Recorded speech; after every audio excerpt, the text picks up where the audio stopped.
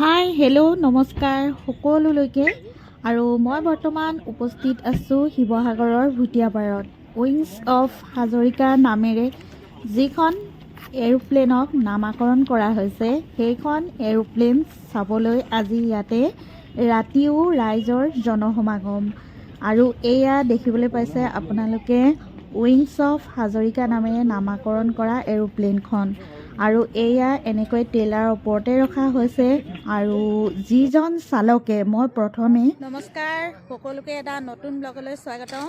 মই বৰ্তমান উপস্থিত আছোঁ শিৱসাগৰ ভুটীয়াপাৰত ইয়াতে এয়াৰবেছখন ৰাখিছে। এয়াৰবেছ চাবলৈ একদম বিভিন্ন ঠাইৰ পৰা মানুহ আহিছে, ৰাতিও জনসমাগম খুব ভাল লাগিছে। বেক ছাইডৰ পৰা দেখুৱাইছোঁ আৰু আগফালৰ পৰাও দেখুৱাম, গতিকে বিৰাটে ভাল লাগিছে এনেকৈ আহি ওচৰৰ পৰা যে চাবলৈ পাম বাৰু। 5খনকৈ ৰাজ্য অতিক্ৰম কৰি ভুটীয়াপাৰ পাইছেহি। ক্ষমা কৰিব, ভিডিঅ'টো অলপ আন্ধাৰ পাব কাৰণ আহি পাওঁতে অলপ মোৰ দেৰি হৈ গ'ল, সেইবাবে ইয়াতে লাইটছৰ ব্যৱস্থাটো ইমান ভালকৈ হোৱা নাই কাৰণ ইয়াতে ৰাখি চাৰিওফালে কাম কাজবোৰ চলাই আছে। প্ৰথমে মই টেইলাৰৰ চালকজনলৈ মোৰ ফালৰ পৰা চেলুট জনাইছোঁ কাৰণ কেলে তেখেতে 30,000তকৈও অধিক কিলোমিটাৰ বা এই টেইলাৰখন চলাই কোনো ৰাইজৰ ক্ষয় ক্ষতি নোহোৱাকৈ 5খনকৈ ৰাজ্য অতিক্ৰম কৰি আমাৰ শিৱসাগৰৰ ভুটীয়াপাৰ পালেহি, গতিকে তেখেতক লগতে ধন্যবাদো জ্ঞাপন কৰিলোঁ। আৰু আপোনালোকে দেখিবলৈ পাইছে বৃহৎ ডাঙৰ আকাৰৰ এইখন এৰোপ্লেন আৰু এইখন এৰোপ্লেন হাজৰিকাদেৱে আমাৰ ৰাইজৰ মাজলৈ অতি সোনকালে ৰেষ্টুৰেণ্ট হিচাপে আগবঢ়াই দিব আৰু হাজৰিকাদেৱৰ উজ্জ্বল ভৱিষ্যত কামনা কৰিলোঁ। ইমান ভাল চিন্তাধাৰা তেখেতৰ, আমাৰ অসমত ফাৰ্ষ্ট বুলিয়ে ক'ব লাগিব আৰু তেখেতে আৰু ভাল ভাল কাম কৰি যাওক। আৰু ৰাইজে দেখিছে ইমান মৰম দিছে, কিমান আশীৰ্বাদ কৰিছে, সকলো ৰাইজ আহিছে চাবলৈ, দিন ৰাতি নাই, সৰু ল'ৰা ছোৱালীও লৈ আহিছে কাৰণ খুব ভাল লাগিছে। ইয়াৰ পাছত চকাকেইটা ইয়াত থৈছে।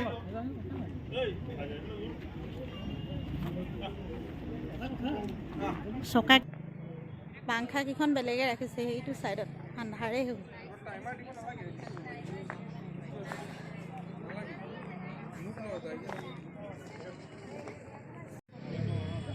এনেকুৱা বিকল হৈ যোৱা এৰোপ্লেনত বেলেগ বেলেগ ৰাজ্যবিলাকত ৰেষ্টুৰেণ্ট আছে আৰু আমাৰ ইণ্ডিয়াৰ বাহিৰতো আছে ৰেষ্টুৰেণ্ট, কিন্তু আমাৰ অসমত এবাৰ ফাৰ্ষ্ট টাইম হ'বলৈ গৈ আছে, গতিকে বহুত বেছি এক্সাইটেড হৈ আছোঁ।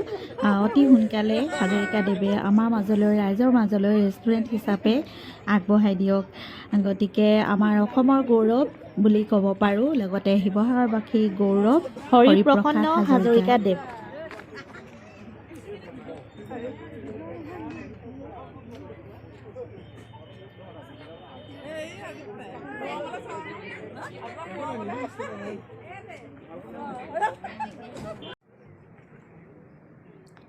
এতিয়া বেক ছাইডৰ পৰা দেখুৱাই দিছোঁ, ফ্ৰণ্টৰ পৰা দেখুৱাই দিছোঁ।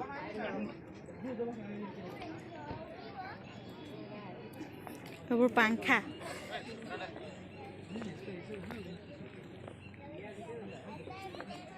উৰিবা নেকি তুমি? পাংখাত উঠি আছা যে, উৰিবা নেকি? হা কি হয় এখন কোৱাচোন? কি প্লেন? মই এতিয়া যিটো ছাইড আপোনালোকক দেখুওৱা নাই, যিটো ছাইডে পাংখাখিনি ৰাখিছে সেইটো ছাইড বেকৰ পৰা ফ্ৰণ্টলৈকে আপোনালোকক দেখুৱাই দিছোঁ। এয়া দেখিছেনে, বৃহৎ ডাঙৰ আকাৰৰ আৰু এইফালেও ৰাইজৰ ভিৰ লাগি আছে। ইমান আন্ধাৰ যদিও ফ্লাক্স লাইটৰ সহায়ত চেলফি লৈছে আৰু ওপৰত উঠি চেলফি লৈছে আৰু হাতেৰে ধৰি চাইছে। এনেকুৱা এৰোপ্লেনখন কাষৰ পৰা চাই বহুত ফূৰ্তি কৰিছে ৰাইজে। ৰাতিও আহিছে ৰাইজে চাবলৈ। আমি ইমান দূৰৰ পৰা আহিছোঁ, ওচৰৰ মানুহবোৰো আহিছে, বহুত দূৰৰ দূৰৰ মানুহো আহিছে।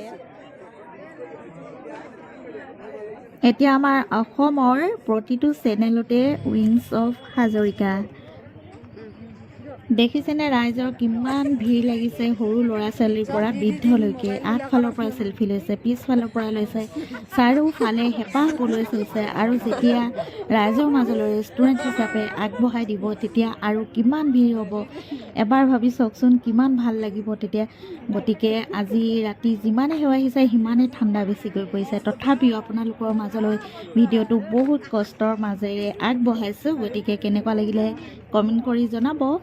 আৰু এটা নতুন ভিডিঅ' লৈ আহিম আপোনালোকৰ মাজলৈ। ধন্যবাদ।